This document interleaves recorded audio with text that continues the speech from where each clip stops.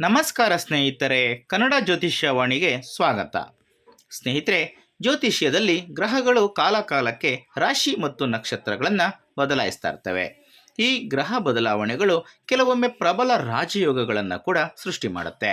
ಈ ರಾಜಯೋಗಗಳು ಎಲ್ಲ ರಾಶಿಗಳ ಜನರ ಜೀವನದ ಮೇಲೆ ಕೂಡ ವಿಭಿನ್ನವಾದಂತಹ ಪರಿಣಾಮವನ್ನು ಬೀರುತ್ತೆ. ಇದೇ ಆಗಸ್ಟ್ 2ರಂದು ಸಂಕಷ್ಟ ಚತುರ್ಥಿ ಇರೋದ್ರಿಂದ ಜ್ಯೋತಿಷ್ಯದಲ್ಲಿ ಪ್ರಬಲವಾದಂತಹ ಲಕ್ಷ್ಮೀನಾರಾಯಣ ಯೋಗ ರೂಪುಗೊಳ್ತಾ ಇದೆ.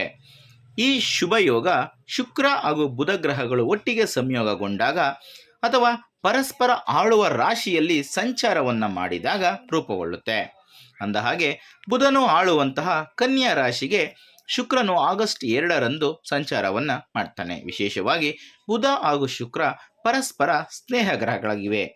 ಸೆಪ್ಟೆಂಬರ್ 2ರವರೆಗೆ ಲಕ್ಷ್ಮೀನಾರಾಯಣ ಯೋಗದ ಪ್ರಭಾವ ಇರುತ್ತೆ. ಇದು ಜಾತಕದ ಬಲವಾದ ಸ್ಥಾನದಲ್ಲಿ ರೂಪುಗೊಂಡರೆ ಸಂಪತ್ತು, ಸಮೃದ್ಧಿ, ಸೌಕರ್ಯ ಮತ್ತು ರಾಜವೈಭೋಗವನ್ನು ಕರುಣಿಸುತ್ತೆ. ಹಾಗಾದರೆ ಯಾವ ರಾಶಿಯವರು ಈ ಶುಭ ಯೋಗದ ಶುಭ ಫಲಗಳನ್ನು ಪಡ್ಕೋತಾರೆ ಅನ್ನೋದನ್ನು ಮುಂದೆ ನೋಡ್ತಾ ಹೋಗೋಣ. ಅದಕ್ಕಿಂತ ಮೊದಲು ನೀವೇನಾದರೂ ಇನ್ನೂ ನಮ್ಮ ಚಾನಲ್ಗೆ ಸಬ್ಸ್ಕ್ರೈಬ್ ಮಾಡ್ಕೊಂಡಿಲ್ಲ ಅಂದರೆ ದಯವಿಟ್ಟು ಈ ಕೂಡಲೇ ಸಬ್ಸ್ಕ್ರೈಬ್ ಮಾಡ್ಕೊಳ್ಳಿ. ಈಗ ಮೀನರಾಶಿ. ಸಂಕಷ್ಟ ಚತುರ್ಥಿ ಮೀನರಾಶಿಯವರ ಜೀವನದಲ್ಲಿ ಎದುರಾಗುವಂತಹ ಸಮಸ್ಯೆಗಳಿಗೆ ಪರಿಹಾರವನ್ನು ಕಂಡುಕೊಳ್ಳುವ ದಿನವಾಗಿರುತ್ತೆ. ಈ ದಿನ ರೂಪುಗೊಳ್ಳುವ ಲಕ್ಷ್ಮೀನಾರಾಯಣ ಯೋಗವು ಅನಿರೀಕ್ಷಿತ ಪ್ರಯೋಜನಗಳನ್ನು ತರುತ್ತೆ. ಇದು ನಿಮ್ಮ ಆರ್ಥಿಕ ಪರಿಸ್ಥಿತಿಯನ್ನು ಸುಧಾರಿಸುತ್ತೆ. ನಿಮ್ಮ ಜೀವನದಲ್ಲಿ ನೀವು ಇಲ್ಲಿಯವರೆಗೆ ಎದುರಿಸಿದ ತೊಂದರೆಗಳು ನಿವಾರಣೆಯಾಗ್ತವೆ. ಅದೃಷ್ಟ ನಿಮ್ಮ ಎಲ್ಲ ಪ್ರಯತ್ನಗಳಿಗೆ ಬೆಂಬಲವನ್ನು ನೀಡುತ್ತೆ. ವ್ಯವಹಾರದ ಮೂಲಕ ಸಾಕಷ್ಟು ಹಣವನ್ನು ಗಳಿಸುವ ಅವಕಾಶವನ್ನು ನೀವು ಪಡ್ಕೊತೀರಾ. ಈ ಗ್ರಹ ಪರಿವರ್ತನೆ ಹೊಸ ಪ್ರಯತ್ನಗಳನ್ನು ಪ್ರಾರಂಭಿಸಲು ನಿಮಗೆ ಸಹಾಯವನ್ನು ಮಾಡುತ್ತೆ. ಪ್ರಸ್ತುತ ಉದ್ಯೋಗದಲ್ಲಿ ಇರುವವರು ಕಚೇರಿಯಲ್ಲಿ ಉತ್ತಮ ಪ್ರಯೋಜನಗಳನ್ನು ಸಾಧಿಸೋದಕ್ಕೆ ಸಾಧ್ಯವಾಗುತ್ತೆ.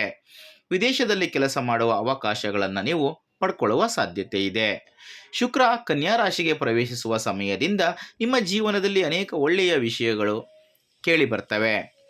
ಕುಟುಂಬ ಜೀವನದಲ್ಲಿ ಸಮಸ್ಯೆಗಳು ಕೊನೆಗೊಳ್ಳುವಂತಹ ಸಮಯ ಇದಾಗಿರುತ್ತೆ. ಈಗ ಧನುರಾಶಿ.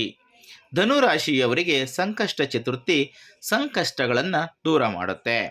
ನಿಮಗೆ ಲಕ್ಷ್ಮೀನಾರಾಯಣ ಯೋಗ ಆರ್ಥಿಕ ಪ್ರಯೋಜನಗಳನ್ನು ನೀಡುತ್ತೆ. ಈ ಯೋಗ ಇಲ್ಲಿಯವರೆಗೆ ನೀವು ಎದುರಿಸುತ್ತಿರುವ ಆರ್ಥಿಕ ಸಮಸ್ಯೆಗಳನ್ನು ಕೊನೆಗೊಳಿಸುತ್ತೆ. ನೀವು ನಿಮ್ಮ ಕಠಿಣ ಪರಿಶ್ರಮದ ಲಾಭವನ್ನು ಪಡ್ಕೊತೀರಾ.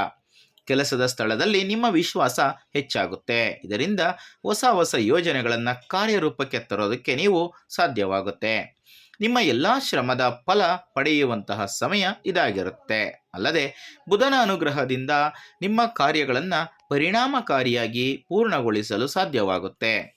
ಇದು ನಿಮ್ಮ ಬಡ್ತಿಗೆ ಕೂಡ ಕಾರಣವಾಗಬಹುದು, ಅಂದರೆ ಪ್ರಮೋಷನ್ಗೆ. ಆದಾಯದ ಹೊಸ ಮಾರ್ಗಗಳು ತೆರೆದುಕೊಳ್ಳುತ್ತವೆ.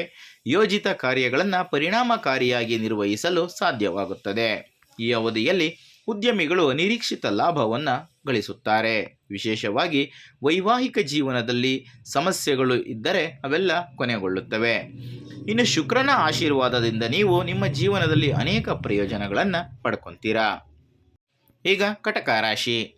ಲಕ್ಷ್ಮೀನಾರಾಯಣ ಯೋಗ ಕಟಕ ರಾಶಿಯವರ ಭಾಗ್ಯದ ಬಾಗಿಲನ್ನು ತೆರೆಯುತ್ತೆ. ಈ ಯೋಗ ನಿಮ್ಮ ಎಲ್ಲ ಸಮಸ್ಯೆಗಳಿಗೆ ಪರಿಹಾರವನ್ನು ಕೊಡುತ್ತೆ. ಹಿಂದೆ ಮಾಡಿದ್ದಂತಹ ಸಾಲಗಳನ್ನು ತೀರಿಸಲು ಸಾಧ್ಯವಾಗುತ್ತೆ. ಆರ್ಥಿಕ ಸ್ಥಿತಿ ಸುಧಾರಣೆಯನ್ನು ಕಾಣುತ್ತೆ. ಹೊಸ ಉದ್ಯೋಗದ ಅವಕಾಶಗಳು ನಿಮ್ಮನ್ನು ಹುಡುಕಿಕೊಂಡು ಬರಬಹುದು. ಕುಟುಂಬದಲ್ಲಿ ಮನಸ್ತಾಪಗಳೇನಾದರೂ ಇದ್ದರೆ ಅವು ದೂರವಾಗ್ತವೆ. ದಂಪತಿಗಳ ನಡುವೆ ಇದ್ದಂತಹ ಮುನಿಸು ಕಡಿಮೆಯಾಗಿ ಪರಸ್ಪರ ಪ್ರೀತಿ ಬಲಗೊಳ್ಳುತ್ತೆ. ಮನೆಯಲ್ಲಿ ದೀರ್ಘಕಾಲದಿಂದ ನಿಂತು ಹೋಗಿದ್ದ ಶುಭ ಕಾರ್ಯಗಳು ಮತ್ತೆ ಶುರುವಾಗ್ತವೆ. ಇದು ನಿಮ್ಮ ಜೀವನದಲ್ಲಿ ಸಾಕಷ್ಟು ಬದಲಾವಣೆಯನ್ನು ತರುತ್ತೆ. ಅಲ್ಲದೆ ವಿದ್ಯಾರ್ಥಿಗಳು ಬಯಸಿದ ಸ್ಥಳದಲ್ಲಿ ವಿದ್ಯಾಭ್ಯಾಸವನ್ನು ಮಾಡೋದಕ್ಕೆ ಸಾಧ್ಯವಾಗುತ್ತೆ. ಈಗ ಮೇಷರಾಶಿ. ಮೇಷರಾಶಿಯವರ ಸಂಕಷ್ಟ ಚತುರ್ಥಿಯಿಂದ ದೂರವಾಗುತ್ತೆ. ಹಾಗೆ ಅದೃಷ್ಟ ಕೂಡ ನಿಮ್ಮ ಪಾಲಿಗೆ ಬರುತ್ತೆ, ನಿಮ್ಮನ್ನು ಹುಡುಕಿಕೊಂಡು ಬರುತ್ತೆ ಅಂತಲೇ ಹೇಳ್ಬೋದು. ಮೇಷರಾಶಿಯವರಿಗೆ ಈ ಲಕ್ಷ್ಮೀನಾರಾಯಣ ಯೋಗ ಸಕಾರಾತ್ಮಕವಾದಂತಹ ಫಲಿತಾಂಶಗಳನ್ನೇ ತಂದುಕೊಡುತ್ತೆ.